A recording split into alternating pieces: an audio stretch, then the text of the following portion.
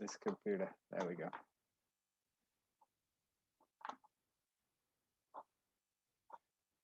All right, you guys can see the screen, right? All good?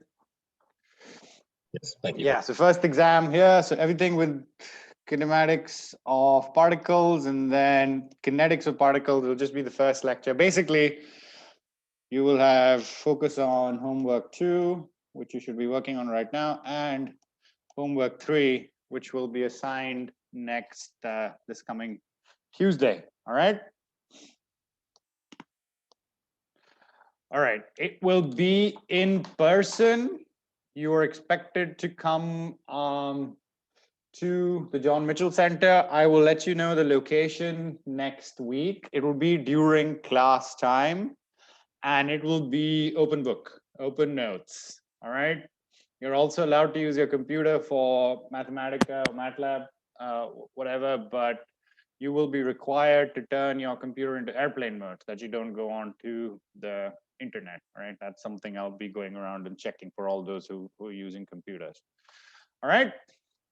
Any questions?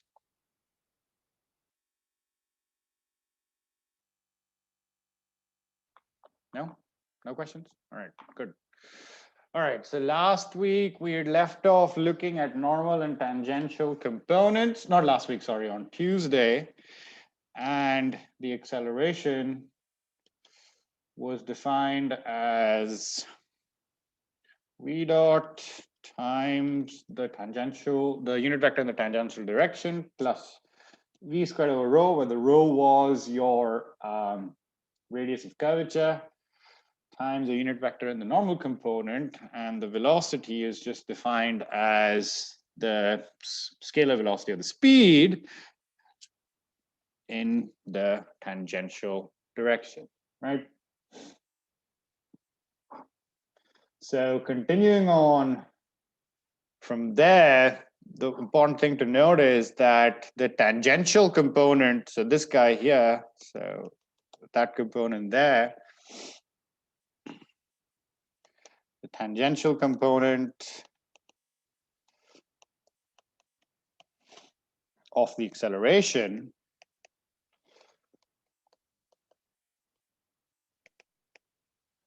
reflects the change in speed, right? Because it's the v dot. Girl wanted to say, but wasn't able to tell you. What you wanted to say? Right? And the normal component What do you mean, sir? Tell us.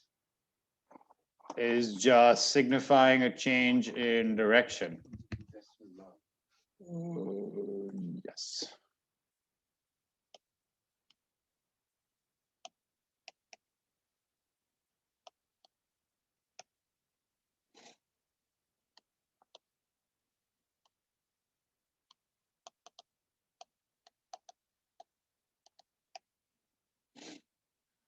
All right, and you can kind of look at this in 3D as well, right? So we were looking at it in 2D, so let's start off from there.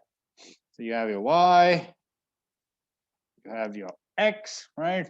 You have some path that you're traveling on, right? And then you've got a component of your acceleration at some point, which is the tangential path, right? So that acceleration was the v dot, or we say dv over dt times et, like that, right? And then you have the perpendicular one, which is pointing inside the curve, and that is the normal component of the acceleration, right? And that is just equal to v squared over rho times your normal component, like that, right? And then, you know, obviously, if you look at it in 3D, you're going to have a direction which is going to be perpendicular to the plane that has this normal and tangential component, right? So this is 90 degrees, and you'll have some other, you know, three-dimensional direction at that point P, right? So if we complete the story with that and we draw our derivation in 3 dimensions, so you have x, y, and z like that, right? You have the path that you're traveling on. You've got the tangential direction to the path. You've got the normal direction. Well, now that we're drawing it in 3D, you can draw it a little bit like that. So you have the normal direction, which points to the inside, right? And this angle is 90 degrees. I'm not going to draw it. And then you have this third direction, which is perpendicular to both the tangential direction and the normal direction, right? That is what we refer to as EB, like that, right? And if you take a look at it, it's at 90 degrees to EN, and it's at 90 degrees to ET, like that, right? And if you draw out the plane that has your ET and EN, right? So this is the plane which has ET and EN, and EB is perpendicular to this plane. This plane is referred to as the oscillating plane.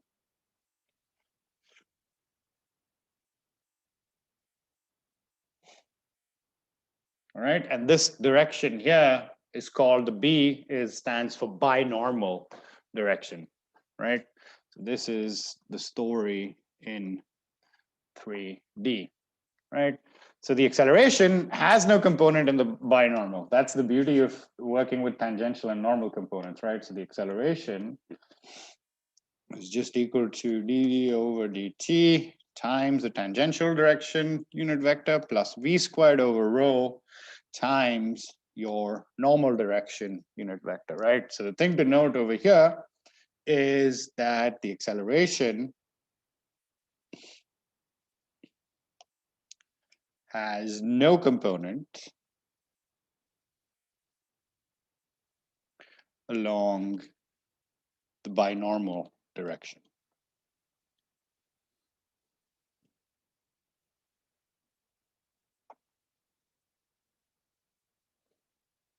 All right, and then some people also, refer to it as other things, right? So we know that this binormal direction, the unit vector, you can just get it by taking the cross product of ET and EN, right?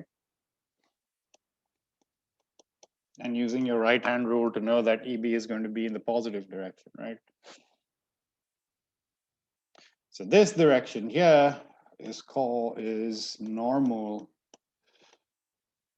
to the oscillating plane. So that's the plane that contains ET and EN.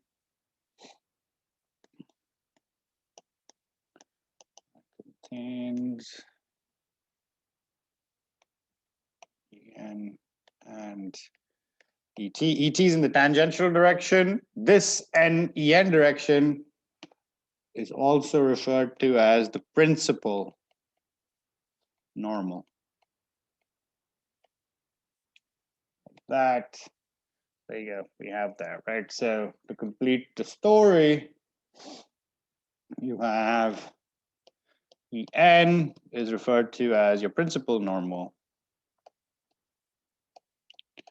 and EB is referred to as your binormal.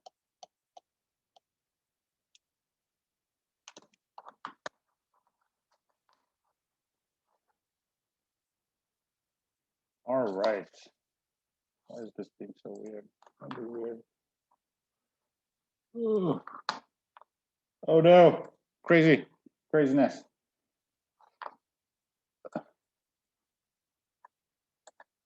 All right, sorry about that. All right, next. Oh. We have radial and transverse components.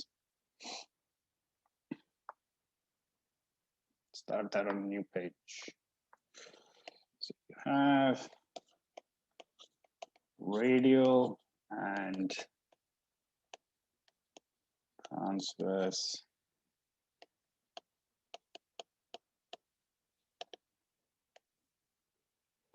components, right? So in this case, what we have is, suppose you have a point O, right? And your particle P is, from that point O, you have a direction vector R, right? So say point O got point P over here, right? You can define this direction vector R so that you define a unit vector which is in the same direction as the vector R.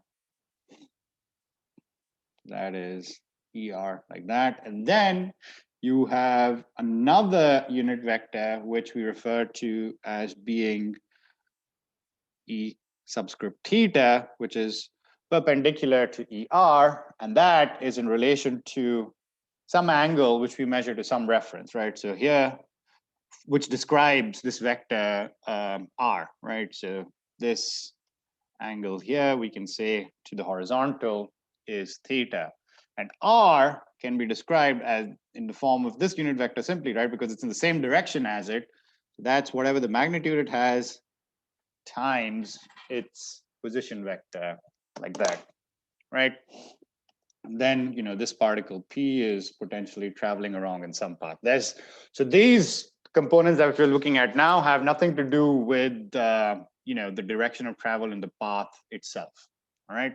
Just have some point O from where you're defining the position vector and you're referring to an angle relative to some datum or reference point over here, all right? So the way to describe the position is, as we've said, is just R in the direction of ER like that, right? So if I believe if we continue on from last time's numbering, this is going to be equation number 6. Hopefully my notes are right. All right. Then to find the velocity in this radial and transverse components. Now, radial and transverse components, whenever you have like circular motion and things are both translating and rotating, it makes problem solving really easy, as we'll see in the problem that we do today. But it's going to be up to you guys to figure out which form you want to use to solve your problem, right? So that's the trick over here. So the velocity we know is just equal to the derivative of, with respect to time, of the position vector, right?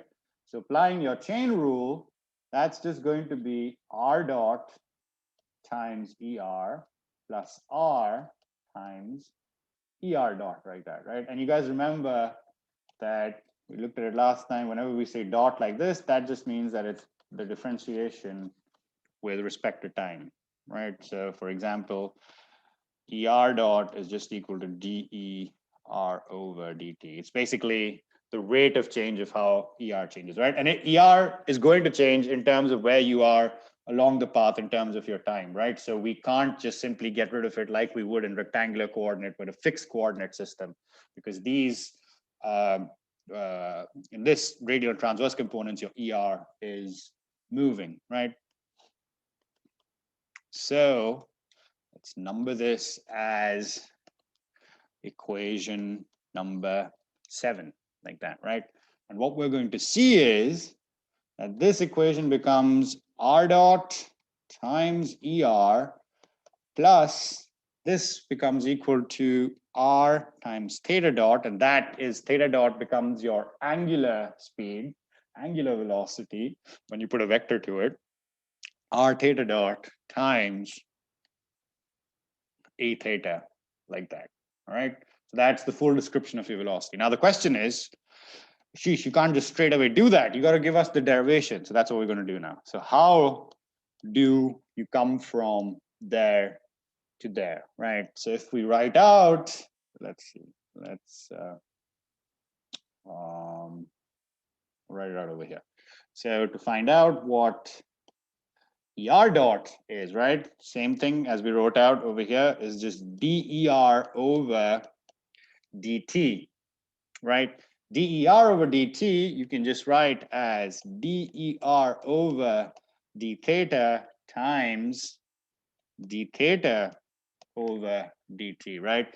And what is D theta over DT? It's just this theta dot term, right? So this becomes equal to theta dot, which is your angular speed or the rate of change of your angle times DER over D theta, right? And the next question is, how do we find out this term? right? And the way to do that is you've got to do it, the best way to do it, the book does it in a different way. The way I like to do it is always go back to your fixed coordinate system, right? So if you've got your I, J, let's say you have minus I, right? So you have basically, you draw out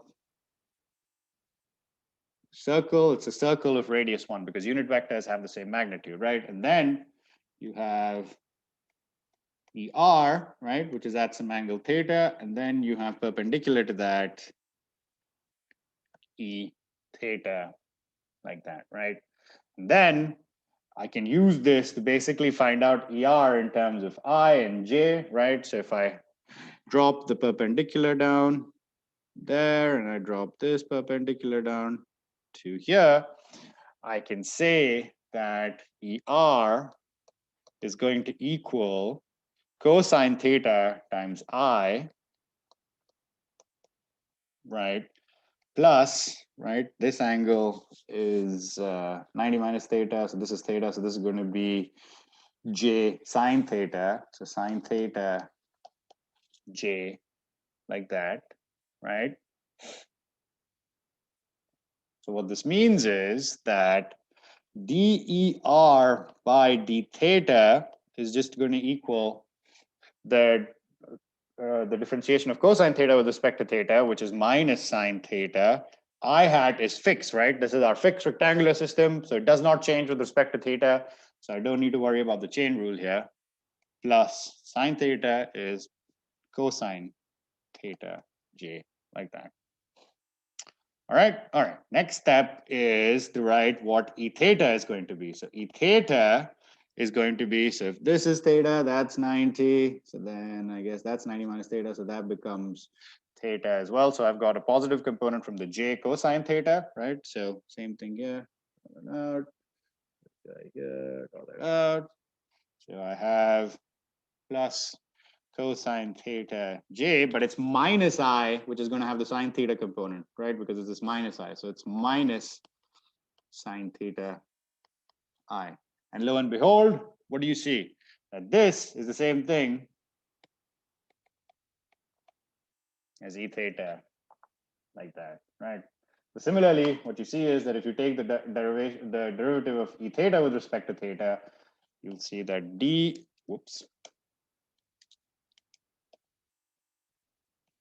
e theta d theta is equal to, so sine theta becomes cosine theta, it's a minus, so minus cosine theta I hat, and cosine theta is the derivative of cosine theta with respect to theta is minus sine theta j hat, right? And what is this? This is nothing but minus ER, right? So minus ER, like that, right? So basically, knowing the fact that dr over d theta is equal to E theta, plug it back in here, my equation 7 becomes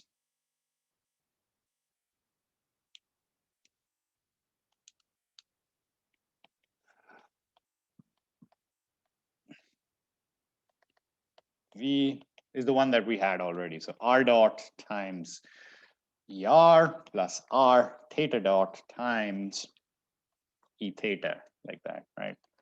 And this is something you're going to see a lot when you're looking at dynamics, gearing of machinery, when we go beyond our dynamics curriculum, right?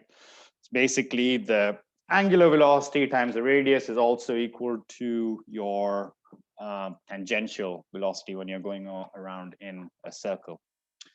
All right. Any questions with this?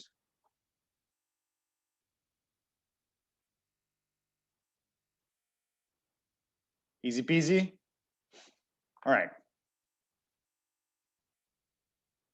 So next, what's the next step, guys? Finding out the acceleration, right? So similarly, and this is where things start getting fun. So similarly, you find the acceleration.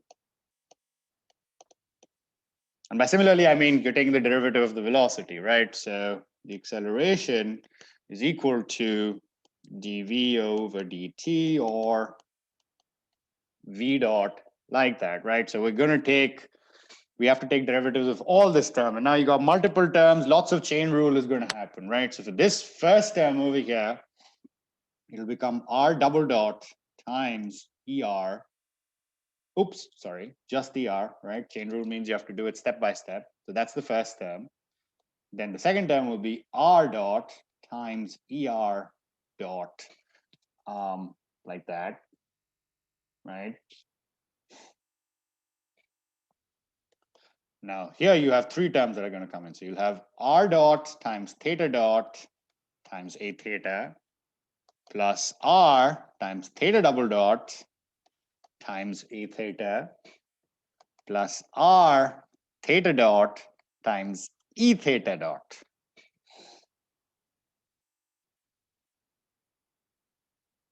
Right?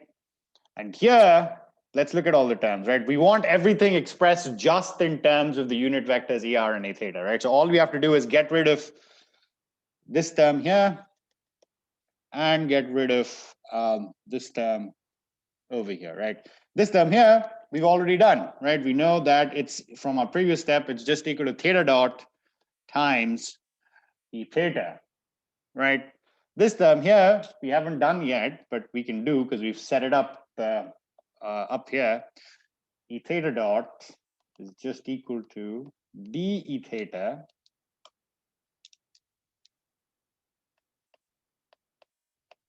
over dt, right?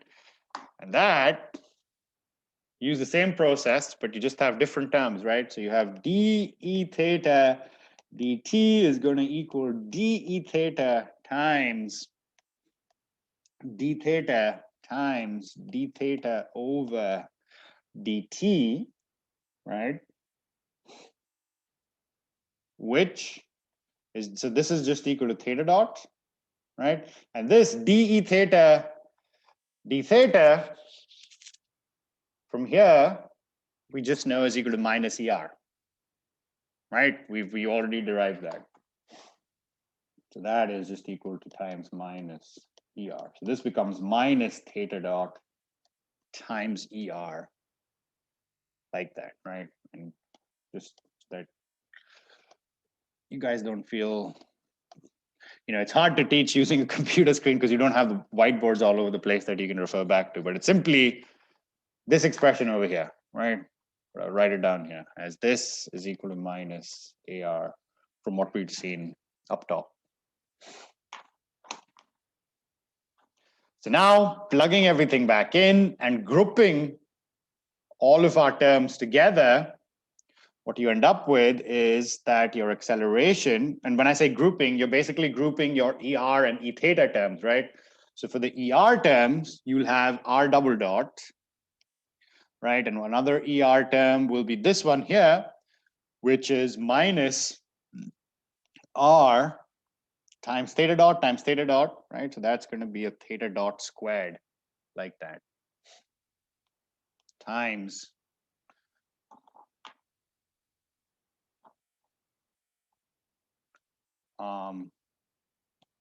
ER, like that.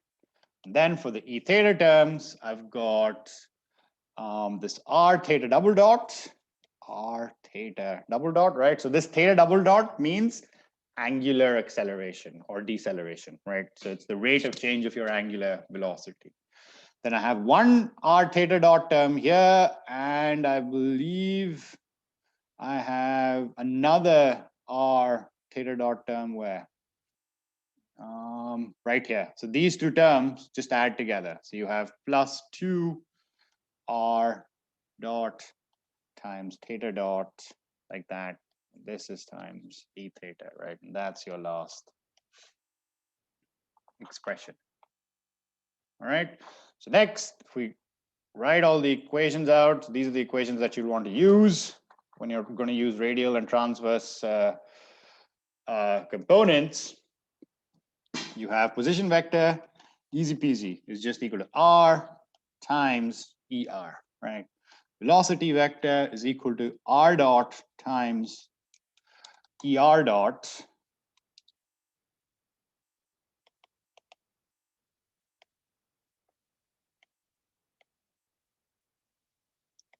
plus r theta dot times e theta. And then the acceleration is going to be r double dot minus r theta dot squared times er plus r theta double dot plus 2 r dot theta dot times e theta, right? So these are your expressions in your radial and transverse components, right? So these are radial and transverse components, right? So with the normal and tangential components, the direction of your unit vectors depends on your path, right? Because you'll always have the tangential unit vector tangential to the path. Here, which is also called polar, it's not dependent upon the path, but rather on a fixed point or a reference or an origin.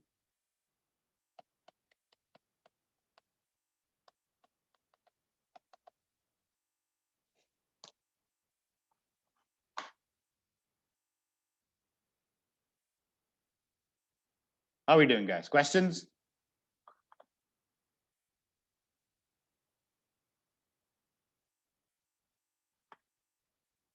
Anyone have any questions? I mean, not at the moment. I think once I start practicing it with it, I'm sure I'll have questions. Mr. Simpson, you bring a good point. Let's walk through the process again. It's just math, and math never lies. All right, that's how we go by in dynamics. So what we started off was with the radial and the transverse components, right? You have to have a fixed point of origin with where you define your vector to the point that your point of interest, right? You just draw that straight line out, and then your unit vector is always in the same direction as that line that you've drawn, right? That's just how polar coordinates work. All right. Then you'll have the e theta unit vector, which is going to be perpendicular to it, right? And that is also describing how the angle is changing for your line. And again, you need a point of reference for the position vector, and you'll also need a line of reference for the angle measurement. All right. And then all we did was step by step, just took all the derivatives, right? Because depending on how you are in your rotation or whatever kind of circular, ellipsoidal, whatever weird motion you're having, where you have to use radial and transverse components, your position vectors always change directions. So they will have a derivative with respect to time. And that's all that this big, long-winded process is. You can't ignore the differentiation of your unit vectors with respect to time because the directions are always changing depending on where your particle is. It's not in terms of a fixed coordinate system. And that's all we did over here. This is just the long-winded process of deriving that because your unit vector with respect to time is not constant, it's changing. All right? Good stuff. And then this can be extended into 3 dimensions as well.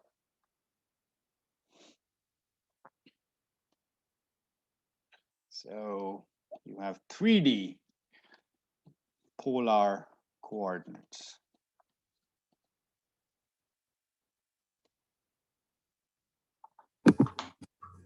Will you give us questions like this on the exam to derive that?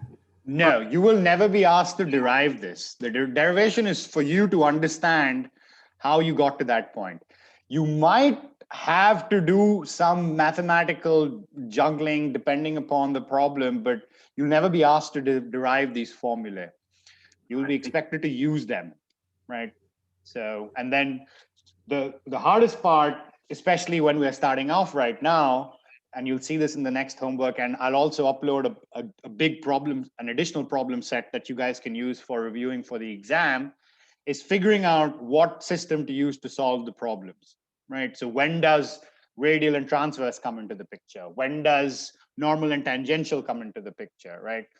When you're talking about normal and tangential, you are looking at, look for clues at things like, oh, is the question asking me to find the radius of curvature at a certain point? Because radius of curvature always has to do with normal and tangential, right?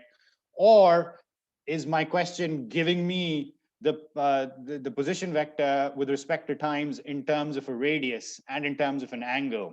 If that's coming into the picture, then what do I use? Then you have to use radial and transverse components, right? So that's the tricky part.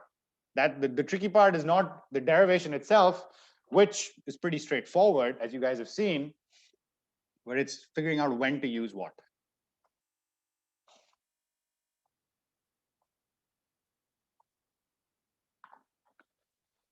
All right. So next, we always draw things in reference to our fixed coordinate system because it makes things easy, right? So you have y,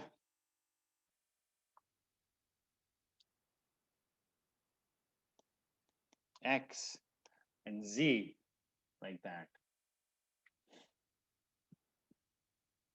right? And the easiest way to do it in 3 dimensions is that, for example, if you've got some point P that you're looking at, right? So you have this length R like that, right? So the easiest thing to do it is you work with R and theta in the XY plane, and you just work with Z in your Z plane, and that just makes things easy, right? What does that mean? That means that if I drop this guy down onto this XY plane, I can define the position vector in that plane. Let's say that it's some R times ER direction like that, right? So basically ER and E theta are in the same plane as X and Y, right? So if I draw them out, right? So you have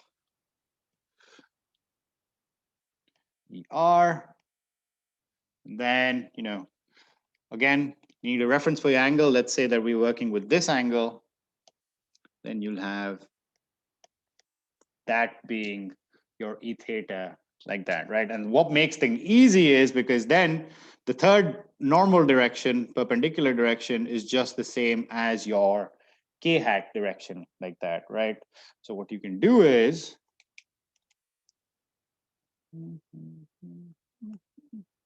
do the same thing up top over here, right? And that's why I drew it down here, because it's easier, but you have ER, theta, then you have your K direction, right? And then this vector here can just be defined by your height, whatever the height is, times your K hat direction like that, right? So to complete this, always origin with the point O like that, right? So now to completely describe the position, you're mixing and matching, but it still works out okay, right? So you have the position is what? It's just going to be RER plus ZK.